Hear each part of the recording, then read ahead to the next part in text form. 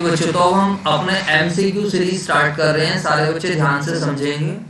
ठीक है बच्चों, रेशियो एनालिसिस की एमसीक्यू हैं। कुछ एमसीक्यू मैंने आपको लास्ट क्लास में कराए थे, तो उनको हम रहने देते हैं, उसकी मैं अलग से वीडियो बना दूंगा जो बच्चे ऑनलाइन वाले हैं। आओ जी बच्चों, कहाँ तक आप लोगों ने कर लिए हैं ये बता दीजिए फटाफट मेरे को। सर अगर हम डिस्कशन करते हैं, बातें नहीं करनी है बच्चों। लास्ट टाइम जब मैं क्लास में करा रहा था तो आप लोगों को 5-6 तक मैंने करा दिए थे आई थिंक। हाँ लास्ट क्लास में तो 22 तक भी हो गए थे जो बच्चे आए थे। बट उससे पहले वाली क्लास में अगर हम बात करते हैं तो हमारा 1 2 3 4 5 तक हुआ था। चलो थर्ड रेशियो अगर हम इसमें देखते हैं, थर्ड बच्चों आप अपनी बुक निकाल सकते हो, मैं भी थोड़ा स्पीड मेंटेन करूंगा और आपने कर रखे हैं, आप आगे भी चल सकते हो, नहीं कर रखे हो तो आप मेरे साथ साथ चल सकते हो। जैसे क्वेश्चन नंबर 3 दोबारा से बता रहा हूँ बच्चों, पेज नंबर है आप लोगों को 141। करंट रेशियो कंपनी का 2:1 है और हमने क्या सेल कर दिया बच्चों, on sale of fix assets. मुझे बताइए, फिक्स एसेट मशीनरी बेच दी है जिसकी बुक वैल्यू 20 की थी, 18,000 रुपए में बेच दी है। बताइए करंट रेशियो पे क्या फर्क पड़ेगा। तो बच्चों ऐसे इंक्रीज डिक्रीज या नो चेंज वाले जो रेशियो हैं सभी बच्चे ध्यान से समझेंगे। उसमें पहले आपको फॉर्मूला पता होना चाहिए। बताइए what is the formula of current ratio. तो करंट रेशियो क्या होता है, current assets divide by current liabilities. आप सबको मैंने समझा रखा है। अगर न्यूमरेटर बढ़ेगा, खाली इधर देख लीजिए, अगर खाली चेंज आता है न्यूमरेटर में, खाली न्यूमरेटर बढ़ जाता है तो रेशियो क्या होगा, बढ़ जाएगा। खाली न्यूमरेटर क्या हो जाता है, कम हो जाता है तो रेशियो क्या हो जाएगा, कम। खाली डिनोमिनेटर क्या होता है, बढ़ जाता है तो रेशियो क्या होगा, कम। और खाली डिनोमिनेटर क्या हो जाता है, कम हो जाता है तो रेशियो क्या होगा, बढ़ जाएगा। और अगर दोनों में चेंज आ रहा है, अगर किस में चेंज आ रहा है, दोनों में, तो मैंने आपको समझा रखा है, आप कैलकुलेट करके भी कर सकते हो या फिर बॉडी लैंग्वेज वाले पैटर्न से भी कर सकते हो। ये देखना पड़ता है कि ओरिजिनल रेशियो क्या है। ठीक है बच्चों, अब यहाँ पर करंट रेशियो 2:1 है। ठीक है, अब मैंने फिक्स एसेट्स बेची। अब मुझे बताइए, मैं मशीनरी बेचकर कैश आ रहा है, मैं मशीनरी बेचकर क्या आ रहा है, कैश आ रहा है। तो बच्चों मशीनरी बेचकर 1 रुपया भी अगर आएगा तो वो मेरी क्या इंक्रीज करेगा, current assets. And there will be no impact on current liabilities. Current liabilities पे एसेट्स को इंपैक्ट है ही नहीं, तो अल्टीमेटली मेरा रेशियो क्या हो जाएगा, इंप्रूव हो जाएगा। रेशियो क्या हो जाएगा, इंप्रूव। हमें इस बात से मतलब नहीं है कि मेरी फिक्स एसेट्स प्रॉफिट पर जा रही है या फिर किस पर जा रही है, लॉस पे। हमें तो इस चीज से मतलब है कि मेरी फिक्स एसेट्स बिककर करंट एसेट्स में कन्वर्ट हो रही है। बात आ गई समझ या नहीं आ गई बच्चे, बताओ। ठीक है, उसके अलावा और जो थे, हम जो आसान वाले क्वेश्चन है 5-6 तक, उनको अभी ऐसे देख ले रहे हैं। ठीक है, उसके बाद हमने ये डिस्कस करा था question number 5, a transaction involving decrease in. कहते हैं ट्रांजेक्शन बताओ जो डिक्रीज कराए, किस किस में, बोथ करंट रेशियो में एंड क्विक रेशियो में। तो मुझे बताइए व्हाट इज करंट रेशियो, फटाफट बताइए। Current assets divide by current liabilities. Quick ratio के ऊपर आप लिख सकते हो, आप अपनी बुक में निशान लगा सकते हो, quick assets divided by current liabilities. Short में बच्चों जिन्हें नहीं पता है, आप जैसे मैंने करंट एसेट्स वाला है तो मैंने क्या करा, यहीं पर करंट एसेट्स में ऊपर एरो मार के लिख दिया CA डिवाइड बाय CL, और क्विक एसेट्स में मैंने क्या लिख दिया बच्चों, बताओ, QA डिवाइडेड बाय CL।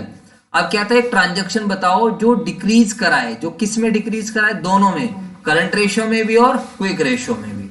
ठीक है सर, अगर sale of non current assets for cash, बताइए मान लीजिए मैंने मशीनरी को सेल कर दिया कैश में, तो मुझे एक बात बताओ, इन केस अगर मैं मशीनरी को कैश में सेल कर रहा हूं तो कैश तो क्या हो गया, बढ़ गया। अरे बोलो बच्चों, कैश बढ़ेगा तो करंट एसेट्स बढ़ गई, करंट एसेट्स बढ़ गई तो रेशियो कहां से कम होएगा, ये तो है नहीं, ये तो गलत है। इसके अलावा sale of stock in trade for at loss. अब बताइए आपने स्टॉक इन ट्रेड को सेल करा एट लॉस। इधर देखिए सभी बच्चे, मैंने 10,000 रुपए का सामान 8,000 में बेचा। अब इससे क्या हो रहा है, मुझे एक बात बताओ। सर 10 का सामान 8 में जा रहा है, करंट एसेट्स तो कम हो रही है क्योंकि इन्वेंट्री कितने से कम हो रही है, 10 से। स्टॉक खाली 8 का आ रहा है तो अल्टीमेट करंट एसेट्स कम हो रही है, हाँ है ना। और क्विक एसेट करंट लायबिलिटीज की बात करें, उस पर फर्क नहीं पड़ रहा। चलो करंट रेशियो को तो ये कम करा रहा है, लेकिन आंसर खाली इस पे नहीं निकलना है। एक ऐसा रेशियो, ऐसी ट्रांजेक्शन बतानी है जो करंट रेशियो को भी कम करे एंड करंट रेशियो के साथ साथ क्विक रेशियो को भी। अब अगर मैं इन्वेंट्री को बेच रहा हूं, इधर देख लीजिए, inventory is not a part of quick assets. जवाब दो बच्चों। जब हम क्विक एसेट्स निकालते हैं, मेरी तरफ देखिए, जब हम क्विक एसेट्स निकालते हैं तो क्विक एसेट्स में क्या निकलता है, करंट एसेट्स में से हम पहले से क्या माइनस कर देते हैं, इन्वेंट्रीज, प्रीपेड। तो जब आप ऐसे एनालिसिस कर रहे हो तो इन्वेंट्रीज तो क्विक एसेट्स के अंदर होती ही नहीं है, बोलो बच्चों।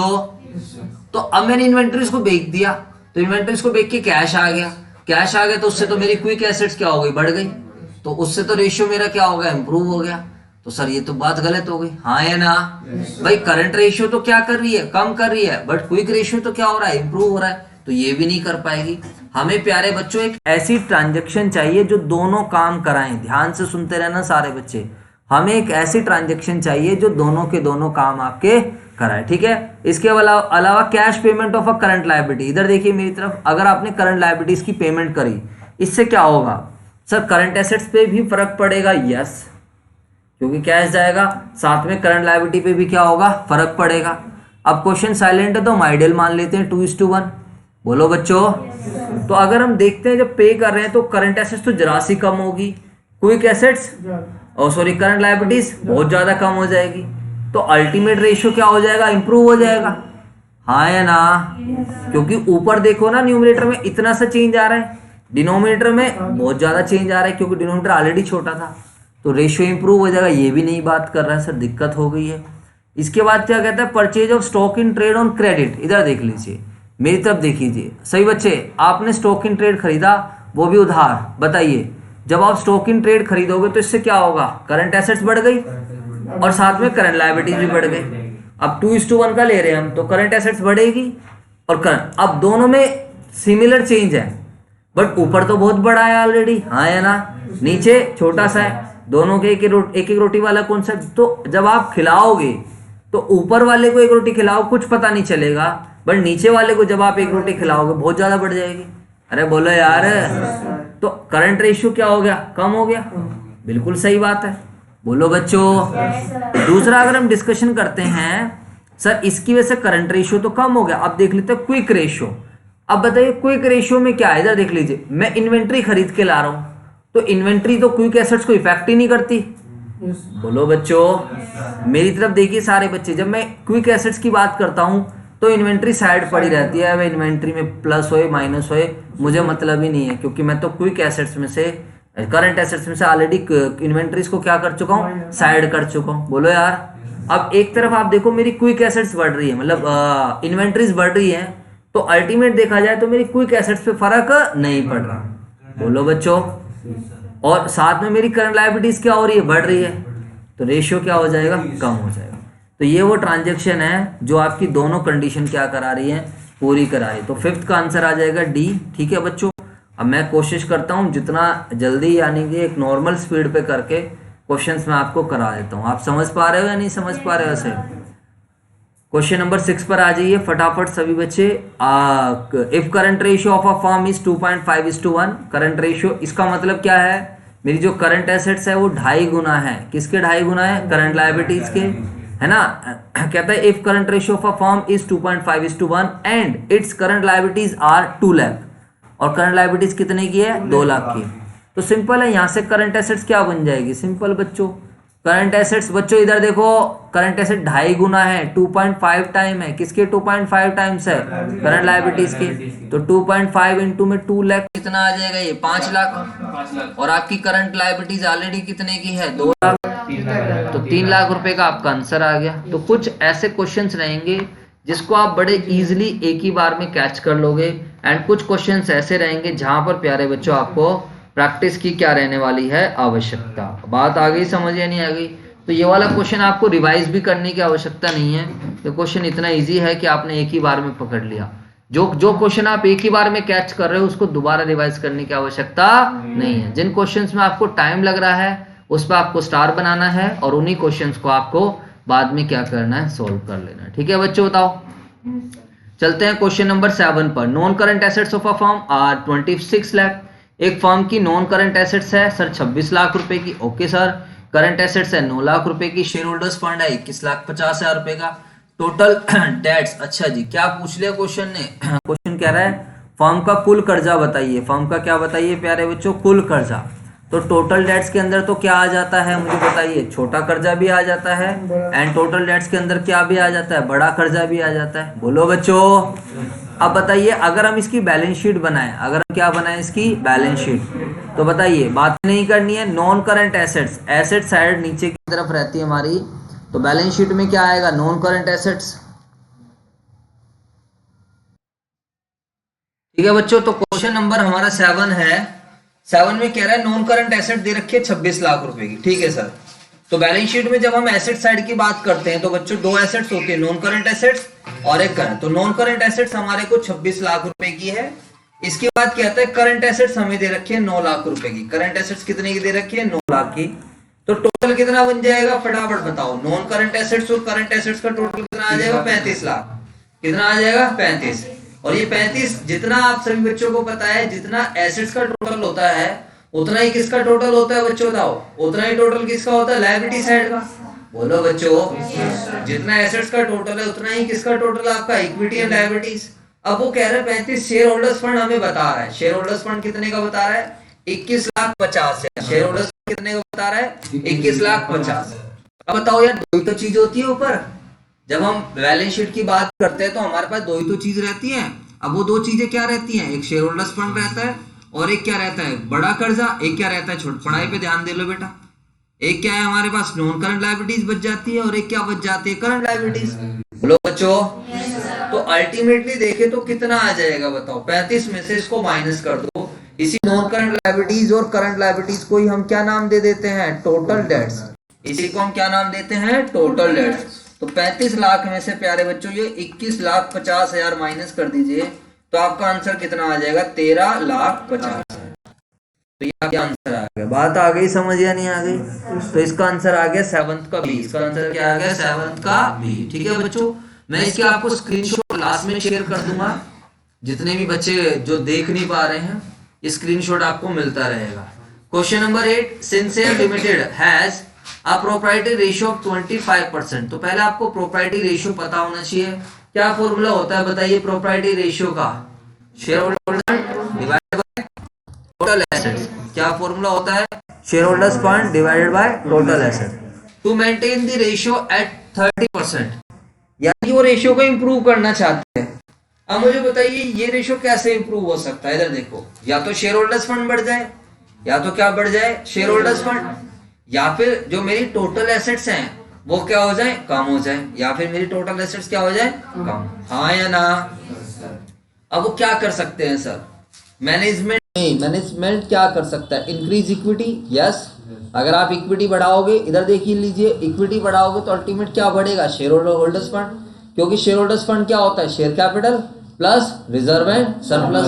तो शेयर कैपिटल के अंदर इक्विटी शेयर कैपिटल भी आ जाती है, प्रेफरेंस शेयर कैपिटल भी आ जाती है। हाँ है ना? रिजर्व एंड सरप्लस में सब कुछ, general reserve, capital reserve, DRR, securities, premium reserve, सब कुछ आ जाता है। तो अगर आप इक्विटी बढ़ाओगे तो ऑटोमेटिकली आपका रेशियो क्या हो जाएगा, बढ़ जाएगा। ये पॉइंट तो बिल्कुल सही है। आगे देखते हैं, रिड्यूस डेट्स। अगर हम डेट्स को कम करते हैं तो क्या इससे तो मेरे को नहीं लगता कि हमारी कोई share holders fund divide by total assets, इससे कुछ फर्क पड़ने वाला है। बातें नहीं, ठीक है बच्चों। हाँ, आप इसको अगर वैसे सोचो कि डेट्स, बातें नहीं, डेट्स कैसे रिड्यूस हो रहे हैं, तो फिर आप ये देख सकते हो, डेट्स अगर आपके कम हो रहे, मतलब कैश वगैरह पे कर रहे हैं, बोलो भाई, तो उस केस में तो टोटल एसेट्स क्या हो जाएंगी, कम ही हो जाएंगी। तो यहाँ पर भी रेशियो क्या हो सकता है, आपका इंक्रीज हो सकता है। अगर ज़्यादा डीप में जाके सो, आइदर इंक्रीज इक्विटी और रिड्यूस डेट।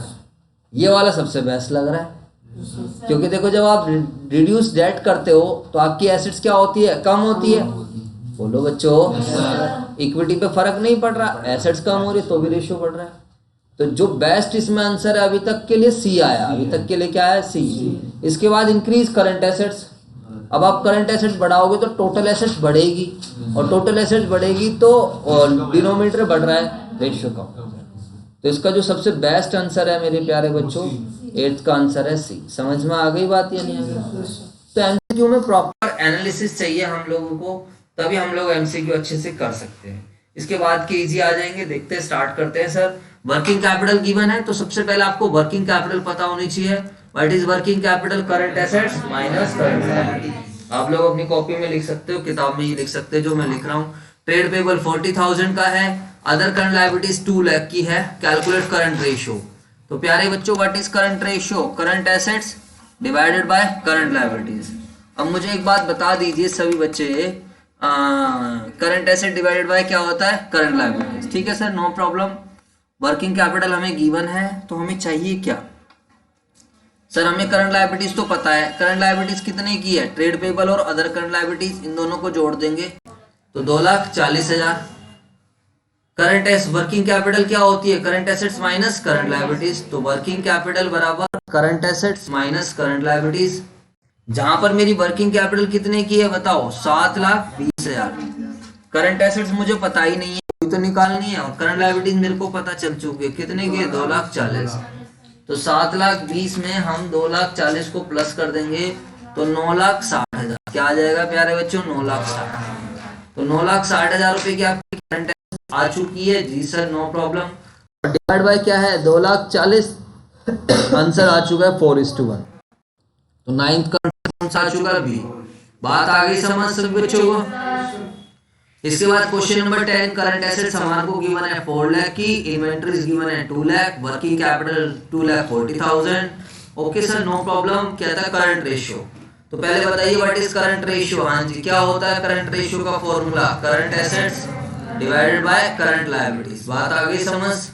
करंट एसेट्स हम लोगों को गिवन है 4 लाख रुपए की, करंट लायबिलिटीज हमें कितने की गिवन है बताइए जी सर?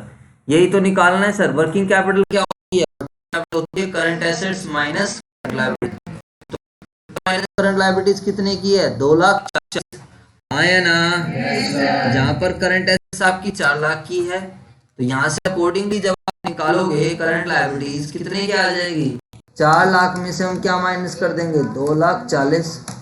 तो 1,60,000 रुपए की। बोलो बच्चों, करंट लायबिलिटीज कितने की आ जाएगी? 1,60,000। तो यहाँ से जब आप करंट रेशियो निकालोगे तो कितना आंसर आ जाएगा? 4 lakh divided by 1,60,000। 4 lakh divide by 1,60,000, तो 2.5:1। क्या आ जाएगा?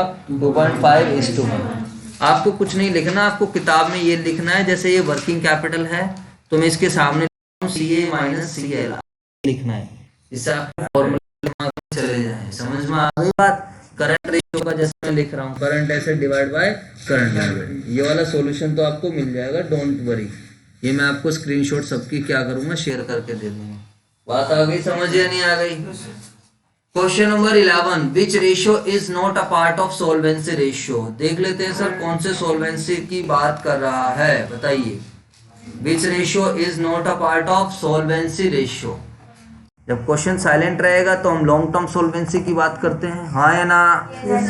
सर करंट रेशियो है बट शॉर्ट टर्म सोल्वेंसी के अंदर आता है, वो लिक्विडिटी रेशियो बनता है। बेसिकली क्या बनता है वो? लिक्विडिटी। तो debt to equity ratio, total asset, proprietary. ठीक है सर, ये तो simple to the point question, theory वाला क्वेश्चन। जवाब दो बच्चों। बट मैंने आपके कॉन्सेप्ट काफी अच्छे से बना रखे हैं बच्चों, बातें नहीं। मैंने आपकी कॉन्सेप्चुअली क्लासेस काफी ली है और मतलब 4-5 बार मैंने रेशियोज आपको कॉन्सेप्चुअली कराया है। ठीक है बच्चों, अगर आपको रेशियो याद है तो अच्छी बात है, नहीं याद है तो ये याद करो बच्चों, बातें नहीं करनी है। लेकिन टोटल एसेट्स गिवन है 1,25,000, टोटल डेट्स गिवन है 1 लाख, एंड करंट लायबिलिटीज कितनी गिवन है? 50,000। Date equity ratio will be. अच्छा, तो सबसे पहले तो हमें फॉर्मूला पता होना चाहिए। What is the formula of debt equity ratio? जल्दी से बताओ। Debts divided by equity. तो डेट्स लेकिन कौन से होते हैं? जवाब दीजिए बच्चों, डेट्स कौन से होते हैं? Long term. और वो कैसे निकलते हैं? L+L, या फिर कैपिटल एम्प्लॉयड में से इक्विटी है घटा दो तो भी टोटल डेट्स मिल जाता है, हाँ या ना? है ना, मतलब लॉन्ग टर्म डेट्स मिल जाता है। अब देखते हैं सर यहाँ पर कैसे निकल रहा है हमारे को। Total debts, external debts given है 1 लाख, करंट लायबिलिटीज गिवन है 50,000। तो करंट लायबिलिटी से तो हमें कुछ करना ही नहीं है, हमारे को टोटल डेट्स जो गिवन है वो 1 लाख। ओके सर,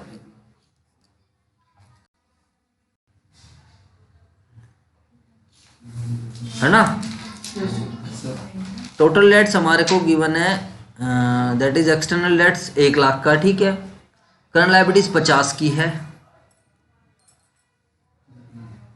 यार ये टोटल डेट्स लिख रहा है तो इसके अंदर तो फिर करंट लायबिलिटीज भी तो शामिल होगी, और क्या? टोटल डेट्स 1 लाख के लिख रहा है, करंट लायबिलिटीज 50 के। बातें नहीं भाई, टोटल डेट्स के अंदर तो सब कुछ आता है। बोलो, टोटल डेट्स में तो लॉन्ग लॉन्ग टर्म डेट्स भी आते हैं और करंट लायबिलिटीज भी आती है, टोटल डेट्स भी की है ना। और तो यहाँ करंट लायबिलिटीज कितने की 50, तो मेरे लॉन्ग टर्म डेट्स कितने के आ जाएंगे 50,000 के। ठीक है, अब क्वेश्चन ने मांगा क्या, डेट इक्विटी रेशियो। आपको टोटल एसेट्स गिवन है, इतना जो टोटल एसेट्स है वही मेरे किसके बराबर रहता है, टोटल किसके बराबर है, इक्विटी एंड लायबिलिटीज। बोलो बच्चों, जितने की मेरी एसेट्स है, एसेट्स मेरी टोटल कितने की है 1,25,000, क्या होगी। अब अपने कॉन्सेप्ट पे liabilities, sir equity and liabilities में जब टोटल इक्विटी एंड लायबिलिटीज की बात करता हूं तो दो ही चीजें रहती हैं सर, एक तो क्या रहता है, इक्विटी रहता है। बोलो बच्चों, यानी कि जो रहता है जिसको अब शेयर होल्डर्स फंड में सब आ गया, और दूसरा क्या आता है बताओ सारे बच्चे, दूसरा क्या आता है, टोटल डेट्स। हाँ है ना भाई। एक बात मुझे बताओ, इधर देखिए सभी बच्चे, जो आपने बैलेंस शीट बनाई है, पहला चैप्टर, तो बैलेंस शीट में सबसे पहले equity and liabilities, second hand share application money pending allotment, वो तो कभी दिखता ही नहीं है। ओ भाई पायलट देख ले इधर, ठीक है। और थर्ड हेड क्या होता है, नॉन करंट लायबिलिटीज, और चौथा हेड क्या होता है, करंट लायबिलिटीज। तो अगर हम मेजरली देखें तो टोटल जो होता है इक्विटी एंड लायबिलिटीज में दो ही चीजें आ रही हैं, एक मालिकों का पैसा आ रहा है और दूसरा क्या आ रहा है बच्चों बताओ, लायबिलिटी, बड़ा कर्जा और छोटा कर्जा। अब मेरे को बड़ा कर्जा और छोटा कर्जा दे रखा है, वो टोटल कितना गिवन है 1,00,000, और टोटल इक्विटी एंड लायबिलिटीज भी गिवन है, कितने आए 1,25,000। बोलो बच्चों, अब देखो तो टोटल इक्विटी एंड लायबिलिटीज कितने का है 1,25,000, और टोटल डेट्स हमारे पास कितने का है, चाहे बड़ा हो चाहे लॉन्ग टर्म हो और चाहे कर, तो वो कितने का है। तो यहाँ से प्यारे बच्चों आपको शेयर होल्डर्स फंड मिल जाए, बता दीजिए सारे कितने का शेयर होल्डर्स फंड आ गया है, जिसको हम क्या बोलते हैं इक्विटी, जिसको बोलते हैं इक्विटी। इक्विटी का दूसरा नाम क्या होता है, शेयर होल्डर्स फंड। तो सर अब आ गई बात समझ, सर अब बिल्कुल क्लियर है, शेयर होल्डर्स फंड कितने कितने के निकल कर आप बताओ। अब टोटल डेट्स 1,00,000 का था, जिसमें से अब एक नहीं है 50 ही है, टोटल डेट्स कितने का 1,00,000 है, जिसमें से छोटा कर्जा कितना है 50,000, तो बड़ा कर्जा कितने का बच गया 50 का। हाँ भाई, हाँ लॉन्ग टर्म डेट्स मेरे दोस्त 50 के ही हैं, लॉन्ग टर्म डेट्स मेरे दोस्त कितने के हैं 50। ये क्वेश्चन इसका आप स्टार मार्क कर सकते हो, बातें नहीं बच्चों, चेक करिए कितने आंसर सही आया था। तो इसका आंसर आया 2:1। बताइए कितने बच्चों का सही आंसर जी। ठीक है बच्चों, बात आ गई समझ या नहीं आ गई। ऐसे क्वेश्चंस अगर आपने प्रैक्टिस करे हो तो एग्जांपल्स भी हैं और क्वेश्चंस भी। चलो जी सर, इसके बाद कहता है, अरे यार इजी सी बात कर रहा है, कह रहा है from the following which is not, कौन सा पार्ट नहीं है, कह रहा है from the following which is not a part, कौन सा पार्ट नहीं है, किस चीज का पार्ट नहीं है, एक्टिविटी। एक्टिविटी रेशियो हमेशा किसमें निकलते हैं, टाइम्स में, तो ITR is a part of activity ratio, trade receivable turnover ratio is a part of activity ratio, no problem sir. इसके बाद वर्किंग कैपिटल, ठीक है, आसान सा आंसर है डेट टू इक्विटी रेशियो। अरे बात समझ में आ गई बच्चों जी sir. If credit revenue from operation, credit revenue from operation का मतलब क्या होता है मेरे प्यारे बच्चों, अरे ये क्या होता है बता दो फटाफट। ये जो क्रेडिट रिवेन्यू फ्रॉम ऑपरेशन है, दिस इज क्रेडिट सेल, इसे हम क्या बोल देते हैं अपने शब्दों में, क्रेडिट सेल। तो आप इसके ऊपर लिख भी सकते हो क्रेडिट सेल्स। ओके सर, आगे चलते हैं। तो भाई किताब में लिख ले, किताब में जो मैं इसमें करवा रहा हूँ लुल्लू सर, इसके साथ साथ ही कर रहा हूँ। हाँ साथ साथ तो तू सब कर लेगा।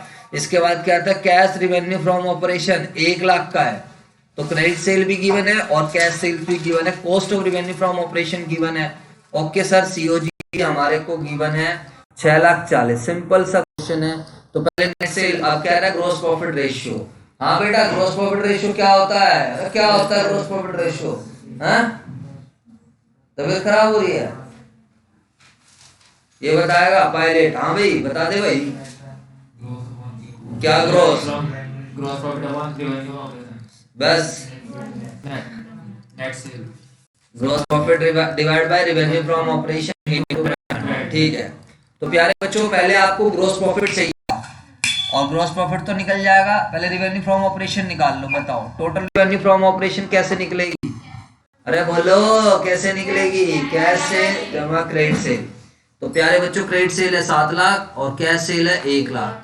तो 7 लाख जमा 1 लाख बराबर 8 लाख। आप सब बच्चों को गिवन है। तो बच्चों रिवेन्यू फ्रॉम ऑपरेशंस में से क्या माइनस कर दीजिए? COGL। बोलो यार। तो प्यारे बच्चों हम 8 लाख में से क्या माइनस कर देंगे? फटाफट बता दीजिए।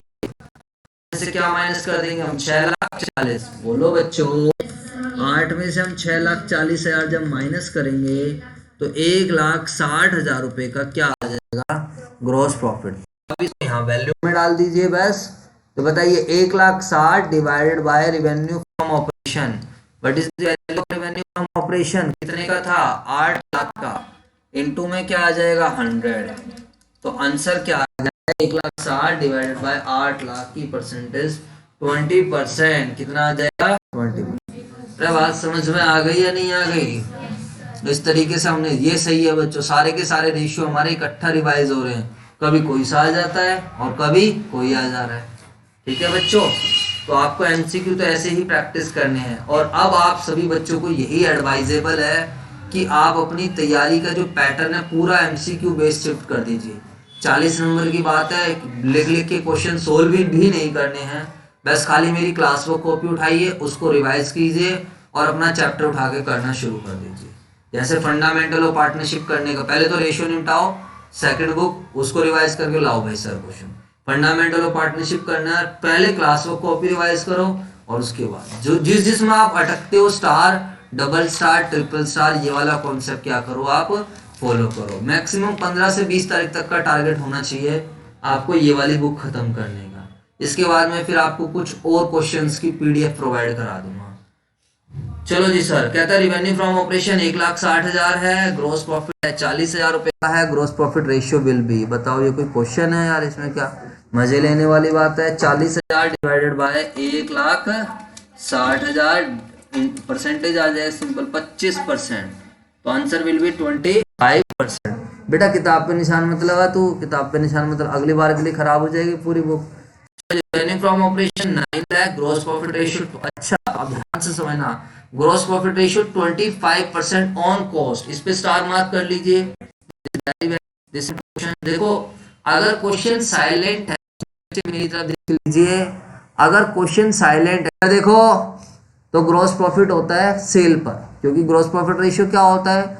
ग्रॉस प्रॉफिट डिवाइड बाय क्या? Divide by revenue from operations. ठीक है, अगर क्वेश्चन साइलेंट है तो हमेशा इधर देख लीजिए मेरी तरफ। इसका मतलब क्या है? ग्रॉस प्रॉफिट अगर 25% क्वेश्चन बता रहा है, अगर खाली होता तो 25% ऑन सेल। इसका मतलब 25/100। मेरी तरफ देखिए, रीडिंग करना सीखिए। 25/100 इसका मतलब 100 रुपए की सेल में, इसका मतलब क्या है? 100 रुपए की सेल में 25 का ग्रॉस प्रॉफिट। इसका मतलब क्या है? 100 रुपए की सेल में 25 का ग्रॉस प्रॉफिट अगर साइलेंट है तो। लेकिन इस बार क्वेश्चन साफ साफ कह रहा है, क्या कह रहा है? ग्रॉस प्रॉफिट क्या है? 25% ऑन कॉस्ट। ग्रॉस प्रॉफिट क्या है? 25% ऑन कॉस्ट। जब आप इसको लिखोगे वो कॉस्ट पे साफ साफ बता रहा है, तो इसको 25/100 कर लो, लिखो अपनी कॉपी में सारे बच्चे। ग्रॉस प्रॉफिट ऑन कॉस्ट बराबर 25%। जल्दी से लिख लीजिए, ग्रॉस प्रॉफिट ऑन कॉस्ट बराबर 25%। या आपकी जहां जगह है यहाँ पर भी लिख सकते हो, क्वेश्चन में भी, बुक में भी, कोई प्रॉब्लम नहीं है। 25/100 बोलो। अब इसका मतलब क्या है? इसको रीड करना सीखो। बताइए इसका क्या मतलब है? क्या मतलब है इसका 25/100 का? 100 की सेल में, 100 की सेल में। इस बार भी सेल में से हो गई। इस बार साफ साफ क्या लिखा हुआ है? 25% ऑन कॉस्ट। इसका मतलब 100 रुपए की कॉस्ट है, तो हमारे को कितने का प्रॉफिट है? 25। इसको आप और छोटा भी कर सकते हो, काट लो आप। इसको काटोगे तो क्या आएगा?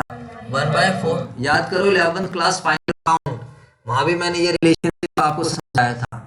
अब मुझे बताइए 1/4 का क्या मतलब है? अगर छोटा कर दिया हमने इसका, इधर देख लीजिए, 4 की ओ भाई इधर देख लो, मेरी तरफ देख लो, पढ़ा रहा हूं तो 4 रुपए की कॉस्ट में 1 का प्रॉफिट। समझ में आ गया नहीं आ गया? तो आप 1/4 लिख लीजिए। अब इसी रिलेशन को सेल पर समझ लेते हैं। बताओ, तो इसी रिलेशन को अगर सेल पे बनाना हो तो प्रॉफिट तो क्या रहेगा? सेम रहेगा। प्रॉफिट तो रहेगा, सेम रहेगा, 1 ही रहेगा। डिवाइड बाय क्या आ जाएगा, 5 आ जाएगा। डिवाइड बाय क्या आ जाएगा, क्योंकि कॉस्ट में प्रॉफिट ऐड करता हूं, क्योंकि कॉस्ट में मैं क्या ऐड करता हूं, प्रॉफिट, तो मेरे को क्या मिलती है, सेल वैल्यू। नहीं आई बात समझ। अब 11th क्लास फाइनल अकाउंट याद करो, अगर relation gross profit on cost दे रखा है 1/4, इसी से मैं क्या निकाल सकता हूँ, ग्रॉस प्रॉफिट ऑन सेल। तो 1 तो क्या रहने वाला है, सेम रहने वाला है, 1 तो क्या रहने वाला है, सेम, और नीचे क्या आएगा, सेल। भाई मुझे आप लोगों का रिलेशन निकालना है, मान लीजिए मुझे गर्ल्स का रिलेशन निकालना है 12th के बच्चों का, तो 12th में 10 लड़कियां हैं फॉर एग्जांपल, तो एक बार 12th ऊपर गर्ल्स रख लिया, डिवाइड बाय 12th के टोटल स्टूडेंट्स, तो नीचे 12th के टोटल स्टूडेंट्स आ गए। फिर मुझे रिलेशन निकालना है इन्हीं 12th की गर्ल्स का टोटल नंबर ऑफ स्टूडेंट्स, तो ऊपर तो क्या रहने वाला है, सेम रहने वाला है ना। तो एक बार बच्चों, कई बार हम ग्रोस प्रॉफिट का रिलेशन हमें सेल पे दिया रहता है, और कई बार हमें ग्रोस प्रॉफिट का रिलेशन किस पे दिया रहता है, कॉस्ट पर। क्वेश्चन साइलेंट है तो हमेशा सेल पे, हम सेल से कॉस्ट पे जा सकते हैं, और हम कॉस्ट से कहाँ जा सकते हैं, सेल पे। देखो ये चीज़ मैंने इस साल नहीं समझाई है, इसीलिए आपको मैं बता रहा हूँ बच्चों। अब इधर देख लीजिए 25% है अगर 25% ऑन कॉस्ट लिखा है तो इसका मतलब है 25/100। इसका मतलब क्या है, 25/100। 100 रुपये की कॉस्ट में 25 का प्रॉफिट, और छोटा कर देते हैं तो इसका मतलब क्या है, 1/4। इसका मतलब क्या है, 1/4। तो 1/4 का क्या मतलब होता है बताओ 4 रुपये की कॉस्ट में, 4 रुपये की कॉस्ट में 1 का प्रॉफिट। इसी चीज को हम क्या कर सकते हैं बताओ, सेल पे लिख सकते हैं। तो सेल पे कैसे लिखेंगे बताओ सारे बच्चे, ग्रॉस प्रॉफिट तो क्या रहने वाला है, 1 रहने वाला है, हाँ या ना। ओ भाई इधर देख लीजिए ना, आप बाहर जाके बैठ के पढ़ लो यार, अगर कोई दिक्कत है तो चलो, अगर तुम्हें आती हैं चीजें तू भी भाई देख ले, दोबारा नहीं बोलूंगा मैं, ठीक है। तो 1 का प्रॉफिट है, प्रॉफिट क्या रहने वाला है, सेम रहने वाला है, डिवाइड बाय क्या आ जाएगा, 5 रुपए की क्या है, सेल वैल्यू। समझ आ गया। अच्छा मुझे बताओ, अगर मैं बोल रहा हूँ, मैं आपको बता रहा हूँ ग्रॉस प्रॉफिट ऑन सेल, लिखो अपनी कॉपी में, लिखो सारे बच्चे, देखते हैं कितने बच्चे बता पा रहे हैं। मैं कह रहा हूँ ग्रॉस प्रॉफिट ऑन सेल बराबर है 2/7। ग्रॉस प्रॉफिट ऑन सेल क्या है, 2/7। तो पहले तो इसको रीड करो, कैसे रीड करोगे इसका मतलब बताओ, 7 की सेल में 2 का profit. Gross profit on cost, इसी वाले रिलेशनशिप से ग्रॉस प्रॉफिट ऑन कॉस्ट निकाल दीजिए, बताओ कैसे निकलेगा, निकालो ना, लिखो ना, रिलेशन को लिखो, बताइए क्या आएगा आंसर इसका, 2/5। ये रिलेशन था, 7 की सेल में 2 का क्या है, प्रॉफिट। तो ये रिलेशन कॉस्ट पे बनाएंगे तो प्रॉफिट तो क्या रहने वाला है, सेम। कॉस्ट की होती है छोटी, तो 7 में से 2 क्या कर देते हैं, माइनस। दूसरा लिखो सारे बच्चे। सर इस रिलेशन का फायदा क्या है, इसका फायदा है अगर कॉस्ट गिवन होगी तो कॉस्ट वाला रिलेशन यूज करेंगे, और सेल गिवन होगी तो सेल वाला रिलेशन। अब लिखिए दूसरा point, gross profit on cost given है 1/10। ग्रॉस प्रॉफिट ऑन कॉस्ट कितना है, 1/10, लिख लीजिए। तो बताइए ग्रॉस प्रॉफिट ऑन सेल क्या होगा, अगर ग्रॉस प्रॉफिट ऑन कॉस्ट 1/10 है तो what will be the gross profit on sale, बोलो 1/11। समझ में आ गया, कॉन्सेप्ट क्लियर हो गया। तो आपको कभी भी, अब मेरी तरफ देख लीजिए, अगर आपको सेल गिवन है, कॉस्ट गिवन है, कुछ भी, आप ये देखो कि ग्रॉस प्रॉफिट किस पे गिवन है। क्वेश्चन साइलेंट होगा तो हमेशा किस पर रहेगा, सेल पर, क्योंकि वो बना किससे है, सेल से। फॉर्मूला क्या होता है, gross profit divided by revenue from operation. तो एक नोट बनाकर आप लिख लीजिए, if question is silent, gross profit ratio will be, अगर क्वेश्चन साइलेंट है तो gross profit ratio will always be on sales। Gross profit ratio किस पर होने वाला है, सेल्स पर। बात आ गई समझ, बोलो हाँ या ना। सर ये तो आप कहाँ से के क्वेश्चन में कहाँ पहुंच गए, बट चलो कोई बात नहीं, कॉन्सेप्ट समझाना था। अब देखते हैं क्या है। यस सर बढ़िया क्वेश्चन है, रेवेन्यू फ्रॉम ऑपरेशन गिवन है, gross profit on cost given है, ऑपरेटिंग एक्सपेंसेस गिवन है, वाह भाई वाह। ऑपरेटिंग रेशियो निकालना है, तो सबसे पहले तो ऑपरेटिंग रेशियो का कोई फॉर्मूला ही बता दो भाई, हाथ खड़े कर लो, कितने बच्चों को पता। हाँ भाई तू बता पायलट, ऑपरेटिंग रेशियो का फॉर्मूला। ऑपरेटिंग रेशियो का मैं श्योर नहीं हूँ, पर ऐसा होता है कि ऊपर इक्विटी आती है। इधर इक्विटी होती है, मैं श्योर नहीं हूँ। शोर तो है नहीं, ये कुछ तो पता होना चाहिए, शोर नहीं है। हाँ जी गुंजन।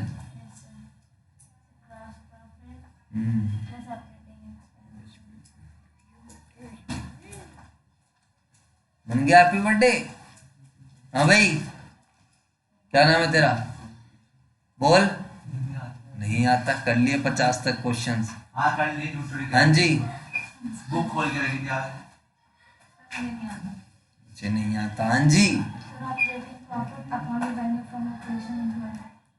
वो तो ऑपरेटिंग प्रॉफिट रेशियो का होता है। तो वही तो पूछा है। ये ऑपरेटिंग रेशियो पूछ रहा है लुल्लू। ऑपरेटिंग प्रॉफिट रेशियो है 17 क्वेश्चन ना। 16। ऑपरेटिंग प्रॉफिट वैल्यू में वो नेट सेल इनटू 100,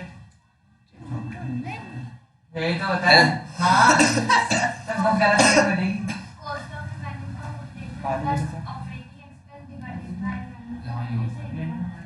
शाबाश, बहुत बढ़िया, इन्होंने सही जवाब दिया। सुन लो ध्यान से, what is operating ratio, cost of goods sold, या फिर इसको हम बोलते हैं cost of revenue from operation plus operating expenses और divided by revenue from operation. Question मत करो प्लीज, तुम्हें आता वाता कुछ नहीं है, बस तुम अननेसेसरी पायलट बनते रहते हो, यही तुम्हारी सबसे बड़ी दिक्कत है बच्चों। अब मुझे कोई बच्चा बता सकता है cost of revenue from operation कैसे निकलेगा, क्वेश्चन नंबर 16 में बताओ। हैं क्वेश्चन नंबर 16 में cost of revenue from operation कैसे निकलेगा। Cost of revenue from operation कैसे निकाल सकते हैं, सीओजीएस कैसे निकाल सकते हैं, नेट सेल्स में से क्या माइनस कर, ग्रॉस प्रॉफिट। नेट सेल्स में से कुछ ही माइनस कर दो और कॉस्ट निकाल लो। नाम तो तुम ही रोशन करोगे हमारा, है ना। लो जी अब बताओ, इधर देखो, यही तो पॉइंट है इस क्वेश्चन में, इधर देख लीजिए भाई, इधर देख लो यार प्लीज। नेट सेल हमें दे रखी है 9 लाख की, बच्चा सोचता है 9 लाख का 25% निकालो ग्रॉस प्रॉफिट मिल जाएगा। बताओ क्या 9 लाख का 25% निकाल दूं प्रॉफिट आ जाएगा, क्यों नहीं आएगा। हाँ जी हाँ, क्योंकि ये जो रिलेशन गिवन है तभी मैंने आपको समझाया, लेकिन आप अब डायरेक्ट कर सकते हो। इधर देखो मैंने रिलेशन समझा दिया कॉस्ट पे, तो आप उस रिलेशन को सेल पे ले जा सकते हो। बताओ रिलेशनशिप ऑन कॉस्ट क्या है इस वाले क्वेश्चन के हिसाब से, 25% यानी कि 1/4, तभी तो मैंने इस पे 3 स्टार लगवाए हैं क्वेश्चन में। तो बताओ ग्रॉस प्रॉफिट ऑन कॉस्ट दे रखा है, दैट इज 25%, 20% का 25/100 यानी कि 1/4। लेकिन सर मुझे तो कॉस्ट गिवन नहीं है, मुझे तो क्या गिवन है, सेल। तो सर मैं इस रिलेशन को मैं यूज ही नहीं कर, सारे बच्चे मुझे कौन सा रिलेशन यूज करना पड़ेगा, ग्रॉस प्रॉफिट ऑन सेल। तो ये क्या बन जाएगा, अरे आवाज में आई जी सर, अब समझ में आ गया। अब तो ग्रॉस प्रॉफिट सिंपल है, 5 रुपए की सेल में 1 का प्रॉफिट है, सेल हमें पता ही है। और कितने की सेल है पता है जी सर, 9 लाख, 1/5 यानी कि हाँ है ना, 9 लाख का 1/5 करेंगे तो 1,80,000, ये हुई ना बात। अब यहाँ से आपको 9 लाख में से बोलो बच्चों, तो 9 लाख में 1,80,000 माइनस कर देंगे मेरे प्यारे बच्चों, तो आपका आंसर आ जाएगा 7,20,000। क्या आ गया 7,20,000, क्या आ गया 7,20,000। अबे Lulu cost of goods sold अभी क्या आया है, कॉस्ट ऑफ 7,20,000 और अभी 7, अबे Lulu cost of goods sold अभी क्या आया है, कॉस्ट ऑफ गुड्स सोल्ड, और अभी 7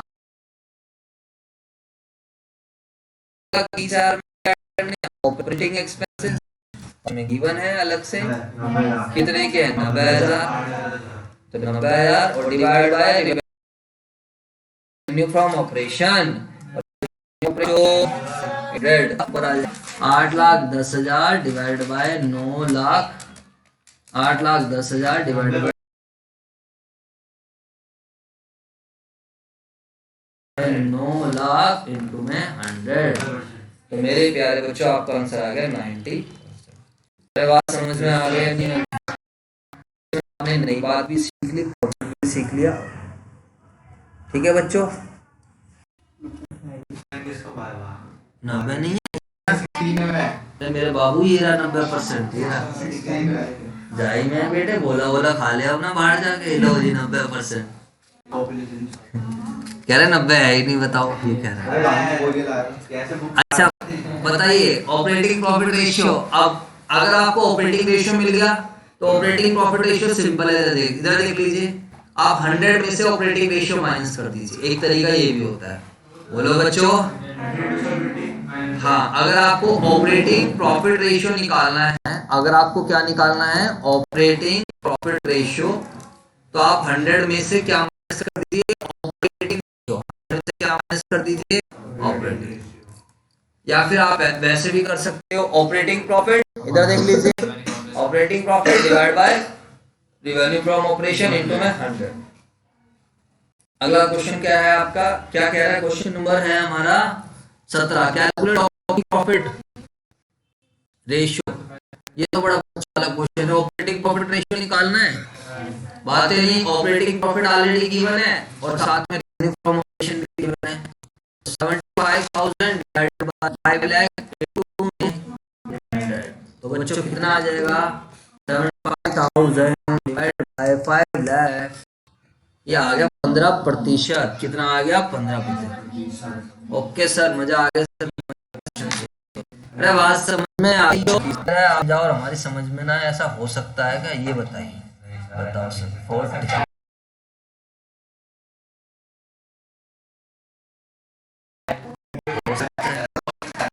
तुम्हारी ध्यान पता नहीं, देखो मोबाइल में पता नहीं क्या हो गया है इसकी जिंदगी में। मोबाइल वाई वाई तो क्या करूं, वाई वाई है बस वाई वाह। जब देखो फ्रॉम दी फॉलोइंग, जो बैठ रहे हो बिल्कुल, from the following which is not a part of profitability ratio. बताइए, सारे पढ़ना नहीं है फिर? बताइए कौन सा पार्ट नहीं है प्रॉफिटेबिलिटी रेशियो का? 18वां प्रोप्राइटी रेशियो। अरे यार, प्रोप्राइटी रेशियो कोई प्रॉफिटेबिलिटी का पार्ट है? प्रोप्राइटी तो लॉन्ग टर्म सॉल्वेंसी में आता है। सर हम तो इंटेलिजेंट कैटेगरी, देखते के साथ बता देंगे। आगे चलो, क्वेश्चन नंबर 19। क्वेश्चन नंबर 19 क्या कहता है? From the following information calculate propriety ratio. बताइए सारे बच्चे, what is the formula of propriety ratio? Share holders fund divided by total assets. आपके कॉन्सेप्ट सही होने चाहिए बच्चों, समझ में आया नहीं है? मतलब सर इस हिसाब से आपके कॉन्सेप्ट ठीक है। मैं भी पढ़ के नहीं आया हूँ, एक भी क्वेश्चन करके आया बच्चों में। अरे भाई मैंने बनाई तो क्या करूँ फिर, मैंने सॉल्व करेंगे वैसे। हाँ देखो बच्चों, मेन चीज क्या है, आपको अपने कॉन्सेप्ट पर बिलीव होना चाहिए। बातें नहीं, सही बच्चे ध्यान से समझो। हम काफी सारे क्वेश्चंस में अटकते हैं, ठीक है? जाओ बिल्कुल, आप जाइए जी, कोई प्रॉब्लम नहीं। हाँ जाओ ना आप। अच्छा जाओ भाई जाओ। चलो जी सर, कैलकुलेट प्रोप्राइटी रेशियो। अरे कोई दिक्कत नहीं, जाओ ना आप। Calculate propriety ratio. बच्चों बताइए, what is the formula of propriety ratio? फटाफट मुझे बताइए। प्रोप्राइटी रेशियो का फॉर्मूला क्या होता है? Share holders fund divide by total assets. Simple. कहते हैं शेयर कैपिटल 5 लाख की गिवन है, नॉन करंट एसेट्स 22 लाख की गिवन है, रिजर्व एंड सरप्लस 3 लाख की गिवन है, करंट एसेट्स 10 लाख। ठीक है सर, ट्राई करते हैं, बताइए। तो पहले शेयर होल्डर्स फंड, तो शेयर कैपिटल दिख गया, रिजर्व एंड सरप्लस दिख गया, इन दोनों को मार लेते हैं टोटल। बोलो बच्चों। तो share holders and reserve and surplus का टोटल मारेंगे तो 8 लाख। हाँ है ना? 5 और 3 8 लाख। और टोटल एसेट्स कितनी है? नॉन करंट एसेट्स, और ये तो यानी कि 22 और 10 32। बोलो बच्चों। तो 8 डिवाइड बाय 4 यानी कि 1/4 आ जाए। हाँ है ना? अरे यार, what is the meaning of share holders fund? Share holders fund क्या होता है? मालिकों का पैसा, यानी कि इक्विटी। और तो क्वेश्चन में दे रखा है शेयर कैपिटल और रिजर्व एंड सरप्लस, इन दोनों को जोड़ दो तो 5 और 3 8 लाख। और टोटल एसेट्स क्या होती है? Non current assets plus current assets, तो 22 जमा 10 32, तो 8 लाख डिवाइड बाय 32 लाख। बातें नहीं, तो 1:4 आ रहा है। परसेंटेज में अगर हम बात